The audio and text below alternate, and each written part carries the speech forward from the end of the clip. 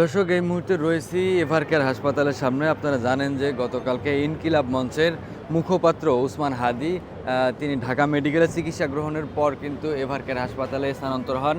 আপনাদেরকে জানিয়ে রাখি যে গতকালকে জুমার নামাজের পরে তিনি রাজধানীর বিজয়নগর এলাকায় তার নির্বাচনী প্রচারণায় নেমেছিলেন।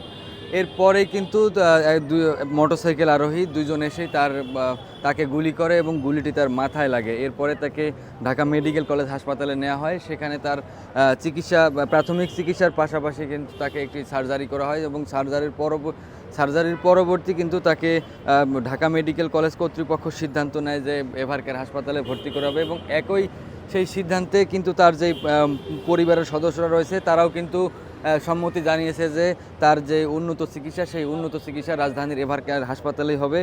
দর্শক, আপনাদেরকে জানিয়ে রাখি যে ইনকিলাব মঞ্চের মুখপাত্র ওসমান হাদি গুলিবিদ্ধ হওয়ার পরপরই কিন্তু অন্তর্বর্তী সরকারের প্রধান উপদেষ্টা ডক্টর মোহাম্মদ ইউনূস তিনি কিন্তু উদ্বেগ প্রকাশ করছেন এবং সেই সাথে তার যে চিকিৎসা সেই চিকিৎসার দায়িত্ব কিন্তু অন্তর্বর্তী সরকার নিয়েছে এবং সেটি নিয়ে কিন্তু তারা একটি বিবৃতিও দিয়েছে। এরপরে আপনাদেরকে জানিয়ে রাখি যে ঢাকা মেডিকেলে যখন তিনি ভর্তি ছিলেন সেই সময়ে কিন্তু বিভিন্ন রাজনৈতিক যে দলের নেতাকর্মীরা রয়েছে তারা কিন্তু তাকে দেখতে গিয়েছিলেন এবং সেই সাথে গভীর উদ্বেগ প্রকাশ করছে। আপনাদেরকে আরও একটি বিষয়ে জানিয়ে রাখতে চাই যে ওসমান হাদির যে পরিবার রয়েছে এবং তার যে ভাই বোন রয়েছে তারা কিন্তু গতকালকেই গণমাধ্যমে বলেছেন যে ওসমান হাদির প্রত্যেকটা রক্তের প্রতিশোধ তারা নিতে চায় এবং এবং আরও একটি বিষয় জানাতে চাই যে রাজধানীর এভারকেয়ার হাসপাতালের ভর্তি হওয়ার পরেই কিন্তু ইনকিলাব মঞ্চ এখানে একটি বিজ্ঞপ্তি দেয় এবং আপনারা জানেন যে ইনকিলাব মঞ্চ কিন্তু গতকালকে গণমাধ্যমে কথা বলে এবং তারা জানিয়েছে যে এই যে তারা এবং 24 ঘন্টার একটি আলটিমেটাম দিয়েছে এবং তারা বলেছে যে ওসমান হাদিকে যারা গুলি করেছে তাদেরকে যেন 24 ঘন্টার মধ্যে গ্রেফতার করা হয় এরকম একটি আলটিমেটাম দিয়েছে এবং আজকে দুপুর 12টার সময় কিন্তু তারা একটি বিক্ষোভ সমাবেশ ডেকেছে রাজধানীর শাহবাগে এবং সেখানে কিন্তু সবাইকে তারা আহ্বান জানিয়েছিলেন যে সেই বিক্ষোভে যোগ দিতে। এবং আপনাদেরকে আরও একটি বিষয় জানিয়ে রাখি যে গতকালকে কিন্তু রাত্রে 11:30টার পরে ডাকসু ভিপি সাদিক কায়েম তিনি এসেছিলেন ইনকিলাব মঞ্চের মুখপাত্র ওসমান হাদিকে দেখার জন্য। এরপরে কিন্তু তিনি এসে গণমাধ্যমে কথা বলেন এবং তিনি যেটি জানিয়েছিলেন যে শুধুমাত্র যে এই যে গুলির ঘটনা সেটি কিন্তু শুধুমাত্র যে গুলিবিদ্ধের ঘটনা এটি কিন্তু সাদিক কায়েম যেটি জানিয়েছিলেন যে শুধুমাত্র এটি ওসমান হাদিকে নয় বরং সারা বাংলাদেশকে গুলিবিদ্ধ করা হয়েছে এমন কথা তিনি বলেছেন এবং তিনিও কিন্তু অন্তর্বর্তী সরকারকে 24 ঘন্টার একটি আলটিমেটাম দিয়েছেন। এর অংশীজন প্রত্যেকের পরামর্শের ভিত্তিতে স্বাধীন সার্বভৌম বাংলাদেশ বিনির্মাণের স্বপ্ন যে শরীফ ওসমান হাদি দেখেছিল সেই স্বপ্ন বাস্তবায়নে আমরা আজকে থেকে ঐক্যবদ্ধ হয়ে যাচ্ছি এবং আজকে থেকে আপনারা জানেন শাহবাগ আজ সারাদিন লাগাতার কর্মসূচি ঘোষণা করা হয়েছে এবং বাংলাদেশকে রক্ষায় দিল্লির মসনদে আঘাত করে বাংলাদেশের পুত্র সন্তান স্বাধীন বাংলাদেশের সার্বভৌমত্বের নেতা তারেক রহমান কিন্তু ইতিমধ্যেই দেশে আসার ঘোষণা দিয়েছেন। সুতরাং আমরা সবাই ঐক্যবদ্ধ। আমাদের এই ঐক্যবদ্ধ লড়াই প্রমাণ করে দিল্লির কোনো আধিপত্য দিল্লির কোনো আগ্রাসন বাংলাদেশে প্রশ্রয় দেওয়া হবে না।